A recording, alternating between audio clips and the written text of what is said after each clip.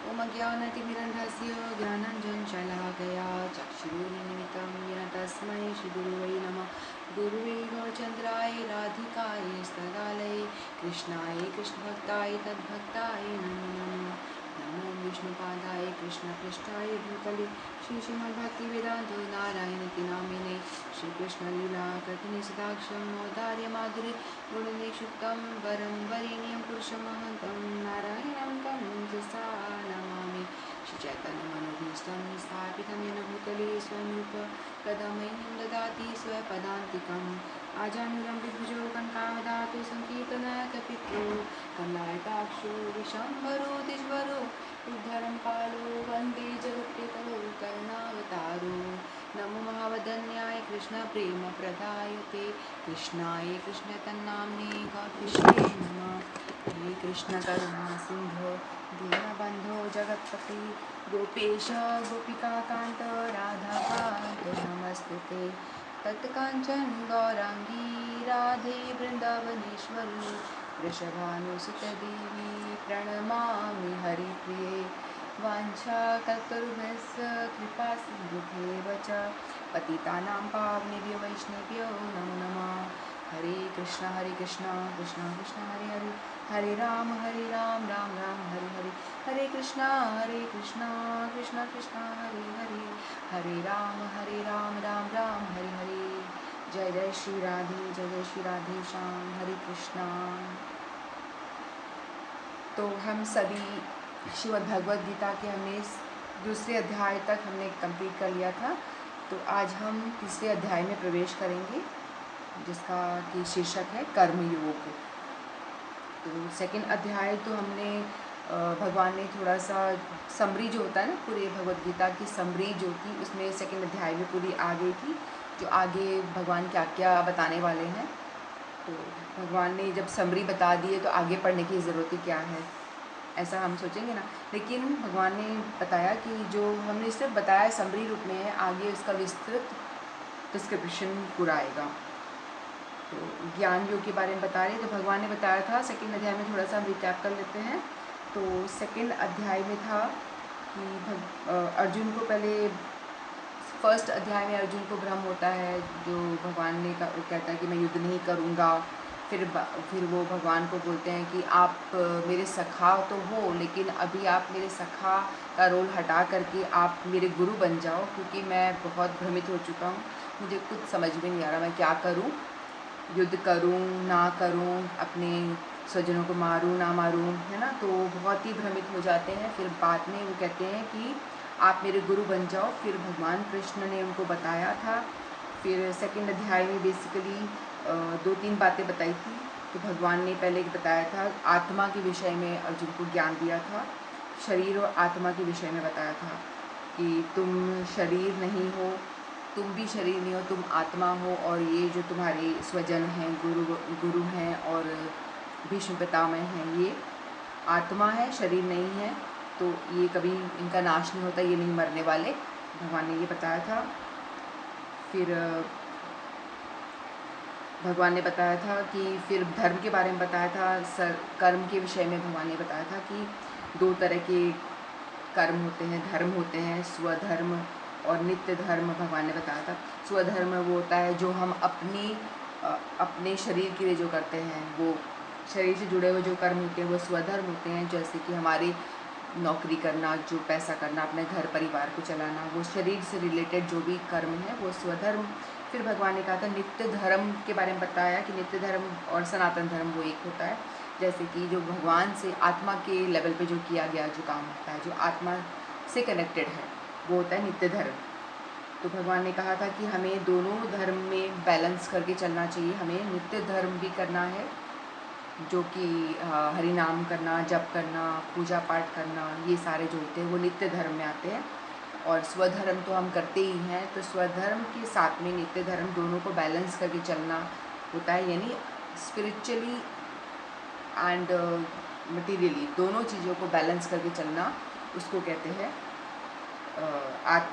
आत्माराम व्यक्ति। जो भगवान ने बताया था कि दोनों कर्म करें। और फिर अर्जुन ने पूछा था कि स्थित प्रज्ञ व्यक्ति कौन होता है? स्थित प्रज्ञ वो होता है कि आपको ऐसा नहीं है कि आप काम को छोड़ दें, काम को छोड़ना नहीं है आपको, कर्म तो करना ही है। कर्म को करते हुए आपको छोड़ना है तो आप कर्म मत छोड़ो, कर्म के जो फल है उसको छोड़ो। भगवान ने ये बताया था ना, यदा यदा हि धर्मेण ग्लानिर्भवति भारतम अभ्युत्थानमधर्मस्य, ये तो आगे है, कर्मण्येवाधिकारस्य मा फलेषु कदाचन। तो भगवान ने ये वाला श्लोक बोला था कि कर्म करो, फल की इच्छा मत करो, मतलब काम फल पे आप ध्यान मत दो, कर्म सिर्फ करो। भगवान ने ये बताया था। वो भी एक जो मैंने श्लोक बोला वो भी बहुत फेमस है, वो आगे रहेगा, ये भी बहुत फेमस श्लोक है। तो भगवान ने ऐसा कहा था, आप कर्म की इच्छा को छोड़ो, कर्म को मत त्यागो, उसको आप त्याग नहीं सकते, क्योंकि आपको कर्म तो करना ही पड़ेगा। आपने इस जन्म लिया है, आपका शरीर है, तो आप कर्म करे बिना रह ही नहीं सकते, कर्म तो करना ही पड़ेगा, वो तो आप करो ही करो, लेकिन आप उसकी इच्छा है उसे त्यागो। तो भगवान ने, फिर अर्जुन बहुत ही कंफ्यूज हो रहे थे कि मैं करूं क्या, आपने इतनी सारी बातें मुझे बता दी। फिर भगवान ने लास्ट में ये बताया, स्थित प्रज्ञ व्यक्ति कैसा होता है उसके विषय में बताया था, कैसे उसकी कैरेक्टरिस्टिक्स क्या हैं, कैसे बैठता है, कैसे चलता है, ये सारी बातें बताई थी। उसकी क्या विशेषताएं हैं हमने पढ़ा था ना, इंद्रियों को वो कंट्रोल कैसे करता है और वो काम करता है, तो वही भगवान बता रहे हैं। तो ये सारी बातें भगवान आगे भी, तो अर्जुन कह रहा है कि आपने इतनी सारी बातें बताई थी तो मेरे को समझ में नहीं आ रहा, क्या मैं सब कुछ छोड़ के जंगल चला जाऊँ, सन्यासी बन जाऊँ, अपने सारे काम को छोड़ दूँ, त्याग दूँ? मैं तो त्यागना ही चाहता हूँ, हम ऐसे कहते हैं। तो अब एक पहला श्लोक लेते हैं। कर्मयोग अर्जुन उवाच जायसी चेत कर्मणस्ते मता बुद्धि जनार्दन तत्किं कर्मणि घोरे मां नियोज्यसि केशवः। तो यहाँ अर्जुन कह रहे हैं, अर्जुन ने कहा, हे जनार्दन, हे केशव, यदि आप बुद्धि को सकाम कर्म से श्रेष्ठ समझते हैं तो फिर आप मुझे इस घोर युद्ध में क्यों लगाना चाहते हैं? तो श्री भगवान कृष्ण से पिछले अध्याय में अपने घनिष्ठ मित्र अर्जुन को संसार के शोक सागर में उबरने के उद्देश्य से आत्मा के स्वरूप का विशुद्ध वर्णन किया, आत्मा के विषय में उन्होंने बताया था। फिर आत्म साक्षात्कार कैसे करना है, बुद्धि योग्य कृष्ण भावना अमृत के विषय में बताया था।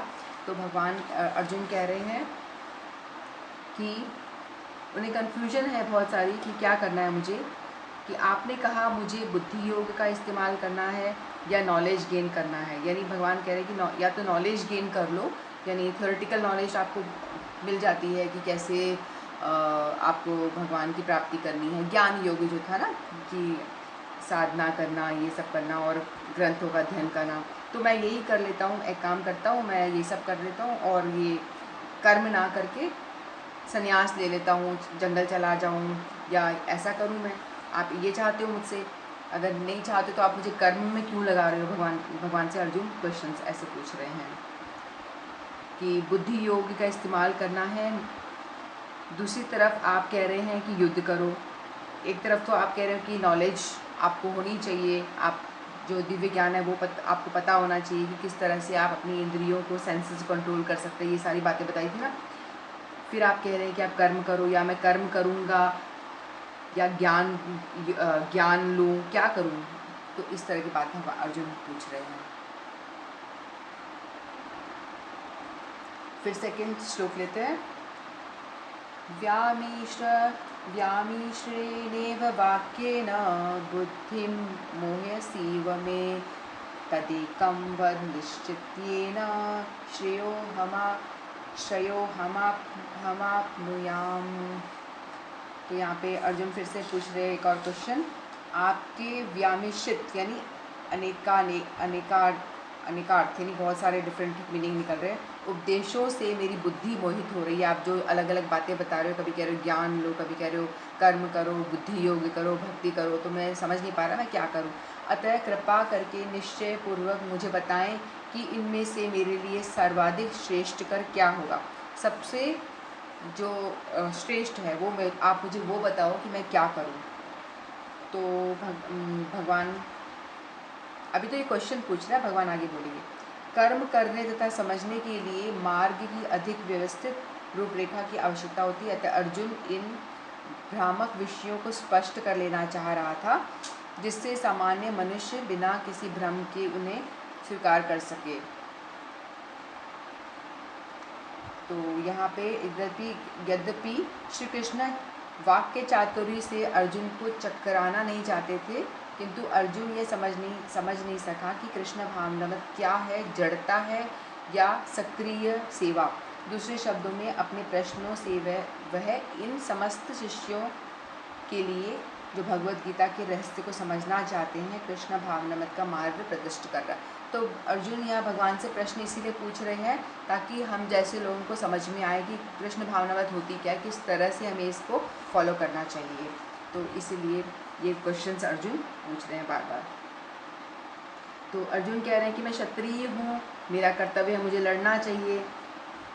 तो मैं लड़ूं या नॉलेज गेन करूं, या आप जो कह रहे हैं प्रैक्टिकल थ्योरेटिकल नॉलेज गेन करना है, ग्रंथ पढ़ के, या युद्ध ना करूं, जंगल चला जाऊं, ये सन्यासी बन जाऊं, ऐसे क्वेश्चन पूछ रहे हैं।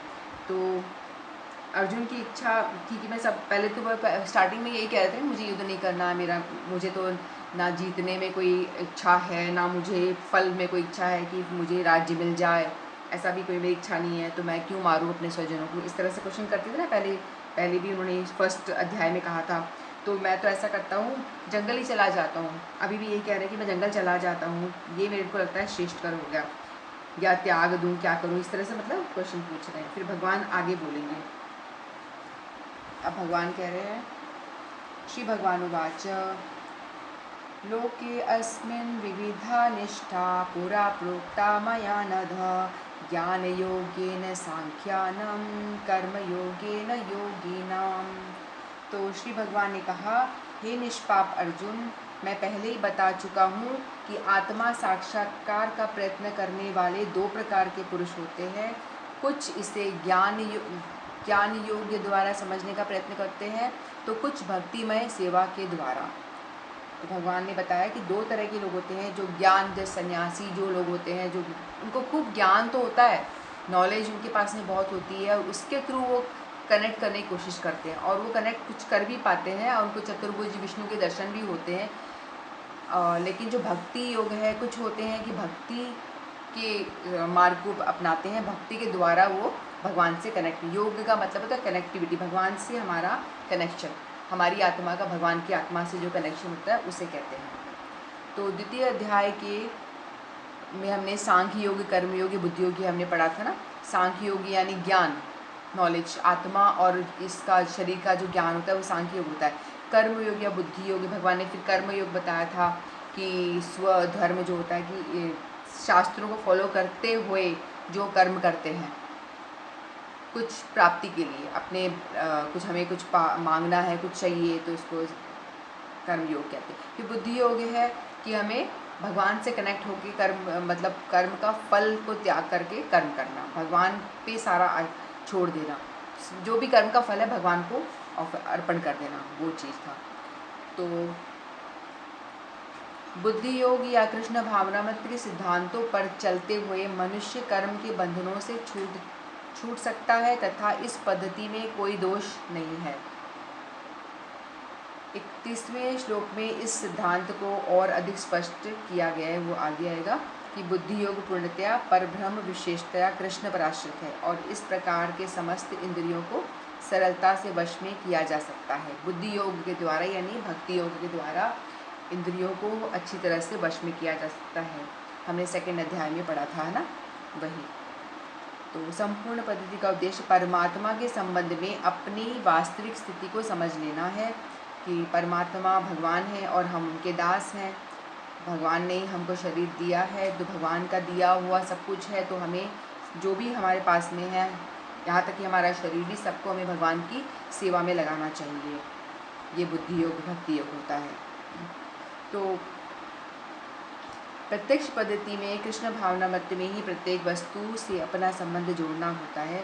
इन दोनों में से कृष्ण भावनामत का मार्ग श्रेष्ठ है, क्योंकि इसमें दार्शनिक पद्धति द्वारा इंद्रियों को विमल नहीं करना होता। कृष्ण भावनामत स्वयं ही शुद्ध करने वाली प्रक्रिया है और भक्ति की प्रत्यक्ष विधि सरल तथा दिव्य होती है। तो यहाँ पे भगवान ने बताया था कि नॉलेज तो आपके पास में है, नॉलेज आपके पास थ्योरेटिकल नॉलेज है, लेकिन आप उसको लेके बैठे रहोगे तो उससे बात नहीं बनेगी। लेकिन आपको उस नॉलेज को आपको प्रैक्टिकली अप्लाई करना पड़ेगा, तभी उस नॉलेज का कोई फ़ायदा है। किस तरह से आप प्रैक्टिकल नॉलेज को आप यूज़ कर रहे हो, मतलब आप इम्प्लीमेंटेशन होना चाहिए। दो तरह के लोग होते हैं भगवान को, दो तरह से लोग भगवान को अप्रोच करते हैं, ज्ञान के द्वारा और भक्ति के द्वारा भगवान को प्राप्त करने की कोशिश करते हैं। तो थ्योरेटिकल क्लियरिटी होती है, लेकिन उससे लाइफ में क्या करना ये पता चलता है कि हमारे, जैसे भगवत गीता का ज्ञान हमने ले लिया, हमें मालूम पड़ गया हमें ऐसे करना है, ऐसे कनेक्ट करना है भगवान से, हम इंद्रियों को ऐसे कंट्रोल करना है, ये बातें हमें समझ में आ गई। लेकिन समझने आ गई तो उससे बात नहीं बनेगी ना, यदि हम उसको अप्लाई नहीं करेंगे, हम अपनी जीवन में उसको फॉलो नहीं करेंगे, तो वो सब प्रैक्टिकल नॉलेज तो हमें ज़्यादा ज़रूरी है। उस चीज़ों को हमें पढ़कर उसको इम्प्लीमेंट करना, यानी अपनी लाइफ में उसको यूज़ करना, हमें तभी हम उस चीज़ को अच्छे से कनेक्ट कर पाएंगे, समझ पाएंगे, तभी हमें कुछ फ़ायदा होगा। समझ लेने मात्र से कोई बात नहीं बनेगी। हमें थ्योरेटिकल नॉलेज ले लो और वो पड़ी रहेगी हमारे दिमाग में एज इट इज़, तो कोई मतलब नहीं है। उसको हमें यूज़ करना है, हमें उस भगवद गीता को अपनी लाइफ में अप्लाई करना चाहिए, तब होती है भक्ति योग। क्योंकि भगवद गीता में ज़्यादातर बताया गया है, भक्ति योग के विषय में ही बताया हुआ है, तो उस चीज़ को हम फॉलो करेंगे, भगवान नाम करेंगे, नाम जप करना, कीर्तन करना, ये सारी बातें करेंगे धीरे धीरे, तो हम अपने आप को कंट्रोल कर पाएंगे।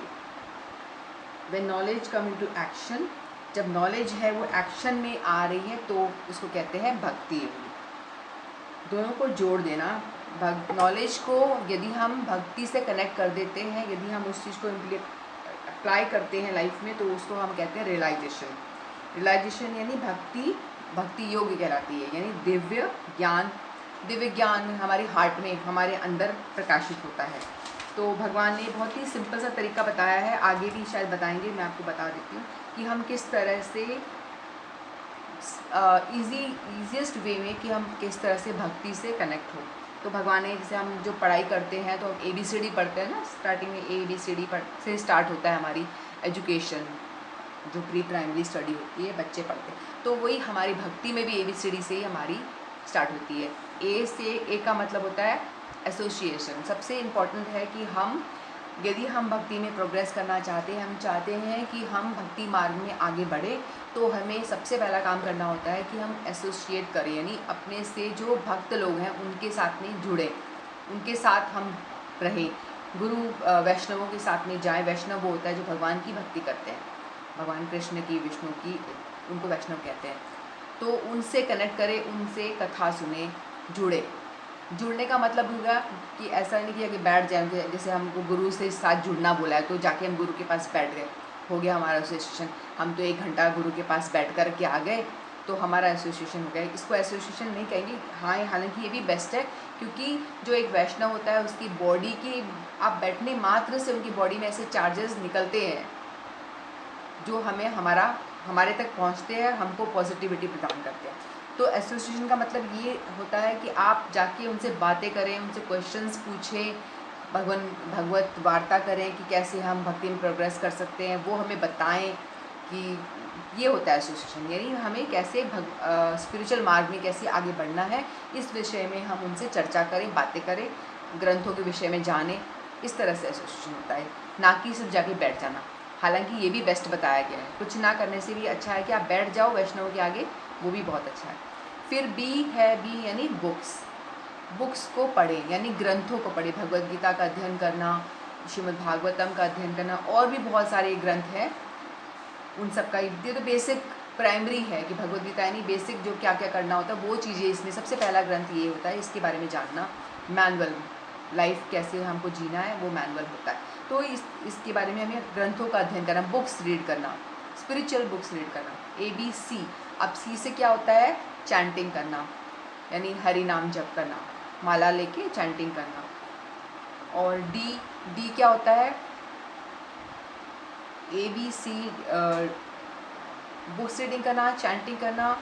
और D से क्या होता है, मीरा बताएंगी D से क्या होता है। Diet. Yes, very good. D से होता है डाइट यानी हम जो खा रहे हैं, खाना, भोग प्रसाद जो हम खा रहे हैं ना, हम जो एक तो होता है हम अपने लिए खा रहे हैं, बना रहे हैं और एकदम से हमने खा लिया, तो वो हो गया हमने खाना खा लिया। लेकिन वो हम अपने लिए जो कर रहे हैं वो गलत है, लेकिन हमें डाइट, हमारी डाइट ऐसी होनी चाहिए जो हमने भगवान को ऑफ़र करा, फिर वो चीज़ हम खाएंगे तो वो हो जाएगा प्रसाद। हमने भगवान को खाना दिया, भगवान को हमने भोग बना के खाने के रूप में रखा, भोग के रूप में, लेकिन वो हमें जब वापस मिलता है तो एज अ मर्सी मिलता है। वो हमको भगवान एक मर्सी की तौर पे हमको वापस लौटा देते हैं, ठीक है। तो वो होता है डाइट। तो हमारे डाइट में यानी प्रसाद होना चाहिए, डिवोशन, ये भी, हाँ हर्षिता शर्मा, डिवोशन, ये भी बहुत अच्छी बात है, डिवोशन डाइट, लेकिन बेसिकली यहाँ डाइट के लिए है, यानी प्रसाद खाना। तो ये डिवोशन तो तभी आएगा जब ये चारों चीज़ें हम फॉलो करेंगे, तो डिवोशन हमारे अंदर ऑटोमेटिकली बढ़ेगा ही बढ़ेगा। तो सभी को हमें कोशिश करनी चाहिए ABCD को फॉलो करने का प्रयास करना चाहिए, जिससे कि हम भक्ति में बढ़ पाएँ। A फॉर एसोसिएशन, मैं पूछूंगी आपसे A for association, B for books यानी ग्रंथ, C for chanting, and D for diet या डिवोशन। हाँ, तो ये चार चीज़ यदि हम अपने दिमाग में बिठा लें और इस चीज़ को फॉलो करें तो ज़रूर हम भक्ति में प्रोग्रेस डेफिनेटली करेंगे ही करेंगे। तो इसलिए हमको ये चार चीज़ों का ध्यान रखना चाहिए यदि हमें भक्ति मार्ग में बढ़ना है। थियोरिटिकल पढ़ाई करने के साथ साथ प्रैक्टिकली भी हमको चीज़ों को अप्लाई करना पड़ेगा, किस तरह से हम अपने जीवन में इस चीज़ को अपनाएं। तो भगवद गीता, तो आज हम थोड़ा सा, ठीक है, कौन बताएगा ABCD का फुल फॉर्म? हर्षिता आप बताएंगी?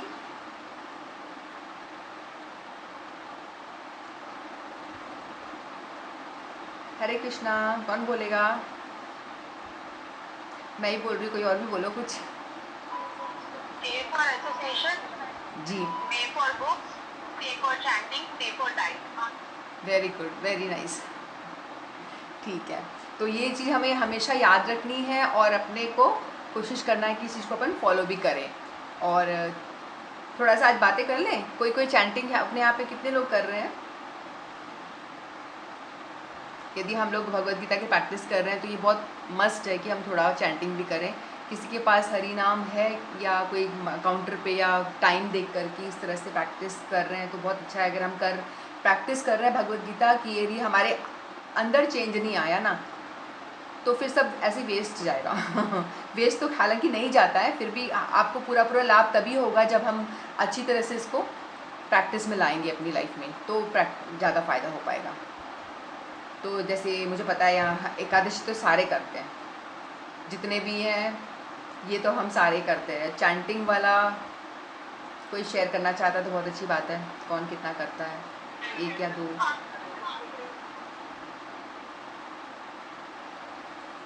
मैं कोशिश करती हूँ। 1 या 2 कुमुद जी? 2 माला। Very nice, very nice. But कभी हो पाती है, कभी नहीं हो पाती है। आफ्टर दिस क्लास मतलब मेरे को इसी से मतलब मैं इसके बाद ही मैंने शुरू किया ट्राई करना। बहुत अच्छी बात है, वेरी नाइस। क्योंकि मैं हर बार बोल रही हूँ ना इस तरह से, क्योंकि ये ऐसा नहीं है कि मैं भगवान कृष्ण की भक्त हूँ इसलिए मैं बोल रही हूँ, क्योंकि ये मेरा कोई मत मायने रखता भी नहीं है, ये यूनिवर्सल बात है, क्योंकि ये भगवद गीता में लिखा हुआ है, हम पढ़ रहे हैं। मैं इसीलिए बुक के जो लिखा हुआ है ना मैं एज इट इज़ रीड भी करती हूँ, इसीलिए ताकि लगे कि हाँ जो मैं पढ़ रही हूँ ना वही चीज़ मैं बोलने का प्रयास कर रही हूँ कि भगवान ने ये कहा है इसीलिए मैं बोल रही हूँ।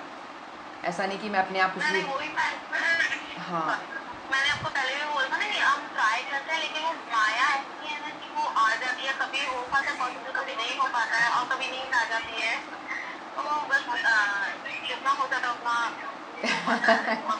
नहीं, नींद आ जाती है, वो बात तो बिल्कुल सही है। आई ट्राई टू डू 4 हरिनाम every day, really I doubt Harshita, I doubt. If you are doing, it's very good.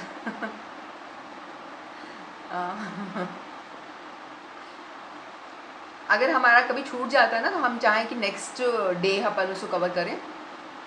अगर हमने 4 का कमिटमेंट करा है तो अपन या 2 का करा है तो नेक्स्ट डे अपन उसको पूरा करने का प्रयास करें, ठीक है। ये तो बहुत अच्छी बात है। और जो लोग नहीं करते हैं वो लोग भी कोशिश करें कि नहीं, क्योंकि ये हमारा भक्ति में प्रैक्टिकल एप्लीकेशन है। हम थ्योरेटिकल तो अपने पढ़ लेंगे, पढ़ के अपन उससे बात नहीं बनेगी। हमको अगर प्रैक्टिकल अगर अब नहीं करेंगे ना तो फिर फ़ायदा नहीं हो पाएगा, ज़्यादा हमें फ़ायदा नहीं हो पाएगा। हमें पूरा 100% यदि फ़ायदा चाहिए तो हमें करना चाहिए, करना पड़ेगा हमको। या हमारे पास वो नहीं है तो टाइम दे के करें हम, टाइम लेकर के थोड़ा 5 मिनट हम नाम जप कर लें, 5 मिनट्स कंटिन्यूस बोले। जिसके पास माला नहीं है, ये इस्कॉन में मिलती है, नीम की माला मिलती है तो वो ले सकते हैं, काउंटर ले सकते हैं उस पर, क्योंकि भगवान ने बोला है, ये भगवान ने कहा है कि हमें ये करना है इसलिए। और भगवान को भोग भी अपन लगा सकते हैं, हम सब लगा रहे होंगे। किसी के पास जैसे विग्रह नहीं है ना तो अपन फ़ोटो ले सकते हैं भगवान की, राधा कृष्ण की फ़ोटो लेके उनके आगे अपन ऑफ़र कर सकते हैं तुलसी पत्ता डाल के। और तुलसी पत्ता है ना, एक और बात, जैसे अपन हमारे घर में बहुत सारे भगवान होते हैं ना, जैसे शिव जी होते हैं, गणेश जी होते हैं, सभी होते हैं, लेकिन हम तुलसी जी है ना हर किसी में नहीं ऑफ़र कर सकते। तुलसी पत्र जो होता है सिर्फ विष्णु तत्व होते हैं ना, जैसे नरसिंह भगवान है, जगन्नाथ जी हैं, नरसिंह देव हैं, जो विष्णु के अवतार हैं, बस उन्हीं को ऑफ़र होता है तुलसी जी। भगवान कृष्ण, लड्डू गोपाल जी, राधा कृष्ण, इन्हीं को ही ऑफ़र हो सकता है तुलसी, और बाकी गणेश जी, हनुमान जी, इन सबको नहीं ऑफ़र होता है। इनको डायरेक्ट आप रखें, तुलसी पत्ता डाल के ये चीज़ का ध्यान रखना होता है। तो आज अपन थोड़ा बेसिक बातें ही कर रहे हैं, क्योंकि ये इंपॉर्टेंट चीज़ें हैं, क्योंकि अगर हम अपनी लाइफ में इस चीज़ को अप्लाई करेंगे तो उससे फ़ायदा ज़्यादा होगा हम लोग को। सिर्फ थियोरेटिकल नॉलेज देते रहें तो उससे बात नहीं बनेगी पूरी। ठीक है, बहुत अच्छा लगा, आप लोग सब करते हैं जान के। तो आज अब इतना ही करते हैं, कुछ पूछना है तो आप पूछ सकते हैं। तो भगवान ने यहाँ पे बोला कि नहीं, आपको वैराग्य नहीं लेना है, आपको भक्ति योग फॉलो करना है, काम करिए, युद्ध करिए, और साथ साथ में जो इसका पूरा वो है श्रेय रिजल्ट है मुझे ऑफ़र करिए। आपको कर्म करना है तो कर्म पे ध्यान दे, फल की इच्छा मत कर, फल मुझे ऑफ़र कर दे, बस मैं चाहता हूँ कर्म कर तो तू युद्ध कर। तो भगवान ऐसा कह रहे हैं, और आगे भगवान और भी बातें कहेंगे, अपन वो डिस्क्राइब करेंगे नेक्स्ट। तो मैं इतना ही कहती हूँ, वांछा तत्सर्वस्य कृपा सिंधुभ्येव च पतितानां पावनेभ्यो वैष्णवेभ्यो नमो नमः। श्रीमद् भगवद गीता की जय, समस्त भक्तवृंद की जय। हरे कृष्ण।